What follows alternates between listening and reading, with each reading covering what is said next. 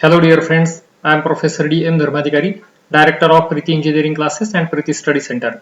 I welcome all of you for today's session. Friends, आपका graduation complete करने के बाद अगर आप एखादी मल्टीनेशनल कंपनी यानी MNC में काम करने का अगर सोच रहे हैं तो ये वीडियो आप जरूर एंड तक देखिए। उससे आपके करियर में एक बहुत बड़ा प्लस पॉइंट ऐड हो जाएगा। फ्रेंड्स, ये जो वीडियो मैं बना रहा हूँ ये सिर्फ ग्रेजुएट इंजीनियर्स के लिए नहीं बना रहा हूँ, बल्कि जो लोग डिप्लोमा कर रहे हैं, degree in engineering, degree in pharmacy, BA, BCom, MCA, MBA, MSc, BSc, जो भी कुछ क्वालिफिकेशन आपका है वो सब स्टूडेंट्स के लिए मैं ये बना रहा हूँ। इसलिए आप इसे एकदम कॉन्सेंट्रेशन से सुन लीजिए। फ्रेंड्स, जब एखादे एमएनसी की एडवर्टाइज एखादे पेपर में आ जाती है और उसके बाद उसके लिए स्टूडेंट्स यानी आपके कॉम्पिटिटर्स आप जैसे बहुत सारे अप्लाई करते हैं, तो वो जो एक प्रोसीजर रहती है सिलेक्शन की, उसमें सबसे पहले रहता है एक रिटन टेस्ट। रिटन टेस्ट के बाद आपका ग्रुप डिस्कशन होता है और उसके बाद होता है पर्सनल इंटरव्यू। अगर वो एमएनसी में समझिए कि 25 वैकेंसीज है, तो 25 वैकेंसीज के लिए एकदम आखिरी राउंड तक करीब करीब वहां पे 50 to 70 स्टूडेंट्स वो शॉर्टलिस्ट करते हैं। वो शॉर्टलिस्ट करने के बाद अगर उनके लिए एकदम राइट कैंडिडेट सिलेक्ट करना है तो वो देखते हैं कि ये 60-70 कैंडिडेट्स में से एडेड क्वालिफिकेशन किसके पास है। वो कंपनी के अगर बहुत सारे क्लाइंट्स अगर अब्रॉड के हैं यानी इंडिया के बाहर के अगर है, तो वो देखते हैं कि ये कैंडिडेट्स में से ऐसे कौन कौन से कैंडिडेट्स है कि वो फॉरेन लैंग्वेज जानते हैं। अगर आपके जो कॉम्पिटिटर्स है उसमें से आपको अगर एक आधी अच्छी सी फॉरेन लैंग्वेज आती है और जो कंपनी में आपने अप्लाई किया है वो कंपनी के बहुत सारे क्लाइंट्स वो कंट्री में है, तो ऑटोमेटिक आपका सिलेक्शन के लिए वो एडेड एडवांटेज बन जाता। क्योंकि फाइनल 50-70 स्टूडेंट्स वो जो शॉर्टलिस्ट करते हैं उसमें से हर एक रिप्यूटेड इंजीनियरिंग कॉलेज या रिप्यूटेड कॉलेज में से पास आउट हुआ रहता है। दूसरा, उसका एकेडमिक ट्रैक रिकॉर्ड वो भी बहुत अच्छा रहता है। 50-70 कैंडिडेट्स बहुत अच्छे वो सिलेक्ट करते हैं, लेकिन फाइनल सिलेक्शन के लिए वो ये सोचते हैं कि किसको वो फॉरेन लैंग्वेज आती है, ताकि भविष्य में अपने लिए ये बेनिफिशियल साबित हो सकता है। तो फ्रेंड्स, आज के इस सेशन में मैं आपको बताऊंगा कि आपको कौन सी फॉरेन लैंग्वेज सीखनी चाहिए आपके ग्रेजुएशन के साथ साथ, ताकि आपका जो बायोडाटा है वो बहुत ही स्ट्रांग बन जाएगा और किसी भी मल्टीनेशनल कंपनी में आपको एकदम आसानी से प्लेसमेंट मिल सकती है। तो आइए जानते हैं वो लैंग्वेजेस के बारे में वन बाय वन। फ्रेंड्स, सबसे पहले मैं बात करना चाहूंगा जर्मन लैंग्वेज के बारे में। जर्मन लैंग्वेज के 2-3 प्लस पॉइंट सबसे पहले मैं बताऊंगा। उसमें से सबसे पहला पॉइंट यह है कि जर्मन लैंग्वेज सीखने के लिए बड़ी आसान है। नासिक, पुणे, मुंबई ऐसे बहुत सारे जो सिटीज है उसमें ये लैंग्वेज सिखाने वाले बहुत लोग अवेलेबल है, तो ये लैंग्वेज आपकी आसानी से सीख कर हो जाएगी। नंबर 2, जर्मनी में अगर आप नॉट ओनली जॉब, अगर आप आगे के एजुकेशन के लिए यानी एमएस करने के लिए जाना चाहते हैं, तो वहां पे उनकी एक बेसिक रिक्वायरमेंट है। अगर आपने जर्मन लैंग्वेज के 3 level up to 3 levels complete करना बहुत जरूरी है, तो ही वो यूनिवर्सिटी में आपका सिलेक्शन हो जाता और उसके बाद आपको वीसा मिलने में कुछ भी दिक्कत नहीं होती अगर आपकी 3 लेवल या 4 लेवल आपने जर्मन लैंग्वेज के कंप्लीट किए है तो।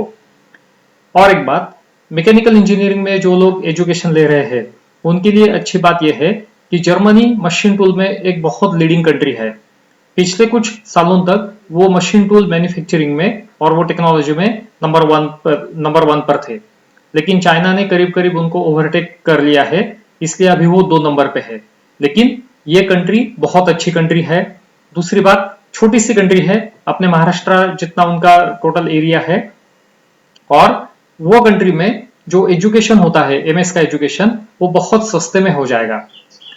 यूएस में अगर आप एमएस करने की सोच रहे हैं यूनाइटेड स्टेट्स में, तो उसमें आपको कम से कम 50 लाख के आसपास लगेंगे 2 साल के लिए।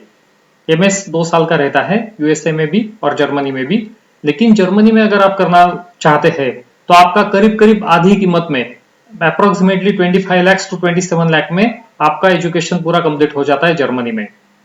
तो बहुत सारे स्टूडेंट्स ऐसा करते हैं कि एमएस करने के लिए वो जर्मनी में जाते हैं, पैसे भी बच जाते, उसके बाद उनको प्लेसमेंट मिल जाती, प्लेसमेंट मिलने के बाद 2-3 साल वो जर्मनी में काम करते और वाया जर्मनी में पहुंच जाते डायरेक्ट यूएस में।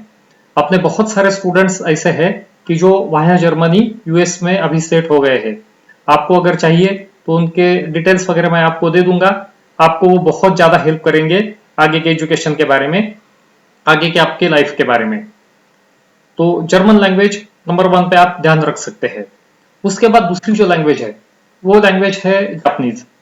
फ्रेंड्स, जापानीज लैंग्वेज का जो बेनिफिट है कि जापान में अभी जितने भी लोग हैं उसमें से अबव 50 एज जो लोगों का है उनका परसेंटेज बहुत ज्यादा होते जा रहा है। अबव 50, अबव 60, अबव 70 वो लोगों का जो परसेंटेज है टोटल पॉपुलेशन में से वो बहुत बढ़ रहा है। इसका मतलब जापान धीरे धीरे बूढ़ा बन रहा है। तो आने वाले कुछ 5-10 सालों में जो यंगस्टर्स है आपके जैसे, तो उनको जापान में बहुत ज्यादा स्कोप मिलने वाला है। नंबर 2, ऑटोमोबाइल की जो कंपनीज है वो लीडिंग कंपनीज पूरे वर्ल्ड में से वो जापान की है, जैसे कि टोयोटा, यामाहा, कावासाकी, होंडा वगैरह पूरी कंपनीज जापान की है। तो ऑटोमोबाइल के इसमें अगर आप अच्छा एजुकेशन लेना चाहते हैं तो आप जापान चुन सकते हैं। पर्टिकुलरली जो मैकेनिकल इंजीनियर्स है उनके लिए तो ये बहुत अच्छी अपॉर्चुनिटी है। ऑटोमोबाइल के साथ साथ रोबोटिक्स इंजीनियरिंग, ये जो नई ब्रांच अभी चल रही है पूरी दुनिया में, उसमें भी जापान इज एट नंबर 1। पूरे जापान में टोटल इंडस्ट्रियल रोबोट्स जो बिठाए गए हैं वो करीब करीब 55,000 के आसपास है। जितने रोबोट्स पूरे दुनिया भर में सप्लाई किए जाते हैं उसमें जापान का जो शेयर है वो करीब करीब 52% का है। तो इसलिए जापान के बारे में आपको बहुत ज्यादा सोचना चाहिए। तीसरी एक बात, जापानीज लैंग्वेज के बारे में आपको मैं बताना चाहूंगा कि ठीक है, दोनों प्लस पॉइंट मैंने बोल दिए, लेकिन एक ड्रॉबैक ऐसा है कि जापानीज लैंग्वेज सीखने के लिए थोड़ी डिफिकल्ट है। उसमें जो एक एक लेटर है वो एक एक चित्र जैसा है। आपने शायद कुछ देखे होंगे, कुछ कैमरा वगैरह जब आप खरीदते हैं तो उसमें जापानीज लैंग्वेज में भी कुछ डिस्क्रिप्शन दिया रहता है। तो अगर आप वो देखेंगे तो आपको पता चलेगा कि वो एक एक लेटर निकालना थोड़ा सा मुश्किल होता है। लेकिन फ्रेंड्स, जो चीज डिफिकल्ट होती है उसके लिए स्कोप भी बहुत ज्यादा रहता है। तो जापानीज लैंग्वेज के बारे में आप सीख सकते हैं, आप सोच सकते हैं। तीसरे नंबर पे मैं आपको बताऊंगा चाइनीज लैंग्वेज का। फ्रेंड्स, आजकल दुनिया में एक भी ऐसी बड़ी कंपनी नहीं है कि जिनका मैन्युफैक्चरिंग हब चाइना में नहीं है। चाइनीज ये पूरे दुनिया भर में सबसे ज्यादा बोली जाने वाली लैंग्वेज है, ऑफिशियल लैंग्वेज है। तो चाइना के बारे में और चाइनीज लैंग्वेज के बारे में आप सोच सकते हैं। इंडिया में रह के भी आपको अगर करियर करना है किसी फॉरेन लैंग्वेज में तो भी आप चाइनीज लैंग्वेज में कर सकते हैं। चाइनीज लैंग्वेज में जो काम करने वाले लोग हैं उनको इंटरप्रेटर्स बोलते हैं। वो इंटरप्रेटर्स की भी बहुत कमी है, इसलिए वो जो पैसा कमाते हैं उन्हें जो रेम्यूनरेशन मिलता है वो बहुत ज्यादा है। तो चाइनीज लैंग्वेज का बेनिफिट बहुत अच्छे है। शुरू में ही मैंने बताया था कि मेरा ये जो आज का सेशन है वो डिप्लोमा डिग्री स्टूडेंट्स के साथ साथ जो स्टूडेंट्स बीए, एमए वगैरह वगैरह कर रहे हैं उनके लिए भी बहुत हेल्पफुल है। तो वो स्टूडेंट्स पर्टिकुलरली ये बात ध्यान से सुनिए कि आप लोग जो बीए और एमए कर रहे हैं और वो करने के लिए आप Marathi, Hindi, history, geography, economics वगैरह इससे कम वैल्यू वाले वो जो सब्जेक्ट लेते हैं, उसके बदले मेरा आपको सजेशन है कि आप जो लैंग्वेजेस आज मैं आपको सजेस्ट करने वाला हूं वो लैंग्वेजेस में से किसी एक लैंग्वेज को चुनिए, ताकि आप वो लैंग्वेज के कोचिंग क्लासेस चालू कर सकते हैं। मुंबई, पुणे वगैरह जैसी जो मेट्रो सिटीज है वहां पे ये लैंग्वेजेस पढ़ाने वाले लोग बहुत अच्छा उनका सेटअप बन गया है और वो बहुत अच्छे ढंग से कमाते हैं। लेकिन आप जो ट्रेडिशनल लैंग्वेजेस लेते हैं, मराठी, हिंदी जैसा जो अभी अभी मैंने बोल दिया, वो लैंग्वेजेस लेने के कंपैरिजन में अगर आप ये लैंग्वेजेस में करियर करते हैं तो आपके पास बहुत सारे स्टूडेंट्स से सीखने के लिए आएंगे और उनके करियर के लिए भी हेल्प हो जाएगी और आपका भी करियर बन जाएगा। तो ये ऐसे लैंग्वेजेस के बारे में आप सोच सकते हैं। तो तीसरे नंबर पे लैंग्वेज थी चाइनीज, चाइना की यानी चाइनीज लैंग्वेज। चौथे नंबर पे जो लैंग्वेज है वो है फ्रेंच। फ्रेंड्स, ये जो फ्रेंच लैंग्वेज है, फ्रेंच लैंग्वेज पूरे दुनिया भर में करीब करीब 29 कंट्रीज में बोली जाती है। ये 29 कंट्रीज यानी ये 29 कंट्रीज में ये ऑफिशियल लैंग्वेज बोल के इसे डिक्लेयर कर दिया है। फ्रेंच लैंग्वेज के बारे में थोड़े 2-3 ड्रॉबैक भी आपको मैं बताऊंगा कि सबसे पहला जो है ये लैंग्वेज सीखने के लिए थोड़ी सी डिफिकल्ट है। इसमें जो लेटर्स है वो ज्यादा है और उसके प्रोनाउंसिएशन है वो प्रोनाउंसिएशन थोड़े से डिफिकल्ट है। लेकिन जो कंपनी में जो मल्टीनेशनल कंपनी के बारे में आप सोच रहे हैं उस वो कंपनी अगर टीसीएस, विप्रो या इन्फोसिस वगैरह जैसी है तो इनके बहुत सारे क्लाइंट्स ये 29 कंट्रीज में से कोई है। तो वहां पे अगर किसी इंजीनियर को भेजना है तो वो क्या देखेंगे कि जिन्होंने अप्लाई किया है उनमें से कितने कितने एप्लीकेंट्स को फ्रेंच लैंग्वेज आती है। तो आपको अगर फ्रेंच लैंग्वेज की कुछ लेवल्स आपने कंप्लीट किया है in addition to your graduation तो आपके बायोडाटा में वो बहुत एडेड एडवांटेज बन जाता है।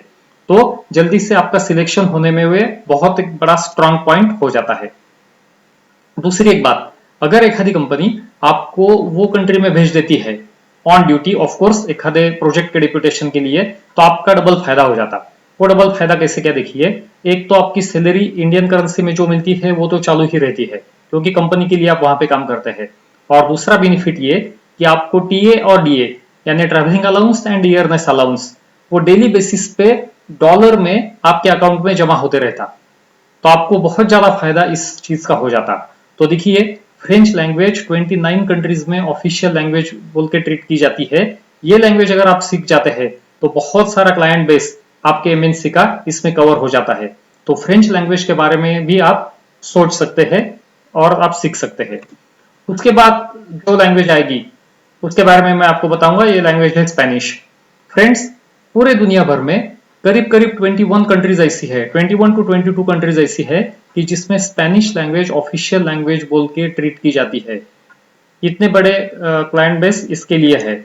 शुरू में मैं आपको एक बात बताना भूल गया कि पूरी दुनिया में जितनी भी लैंग्वेजेस बोली जाती है उसका रैंक अगर आपने देख लिया तो आपको पता चल जाएगा कि सबसे ज्यादा बोली जाने वाली जो लैंग्वेज है पूरे दुनिया भर में नंबर 1 पे है इंग्लिश, नंबर 2 पे है चाइनीज, नंबर 3 पर है हिंदी एंड उर्दू, नंबर 4 पे है फ्रेंच, नंबर 5 पे है स्पेनिश। तो ये जो लैंग्वेजेस है इतने ज्यादा प्रमाण में अगर ये बोली जाने वाली लैंग्वेजेस है तो इसके ऊपर अपना थोड़ा बहुत तो कमांड होना ही चाहिए। तो स्पेनिश लैंग्वेज के बारे में 21 टू 22 कंट्रीज में ये लैंग्वेज बोली जाती है। एज कंपेयर टू फ्रेंच ये थोड़ी सी आसान है सीखने के लिए और जल्दी से आप सीख सकते हैं। एक सवाल बहुत बार मुझे स्टूडेंट्स पूछते हैं कि सर हमने स्पेनिश सीखना चाहिए या फ्रेंच सीखना चाहिए, तो ये सवाल का भी मैं आप लोगों को जवाब दे दूंगा। देखिए फ्रेंच लैंग्वेज करीब करीब 29 कंट्रीज में बोली जाती है, स्पेनिश 22 कंट्रीज में बोली जाती है।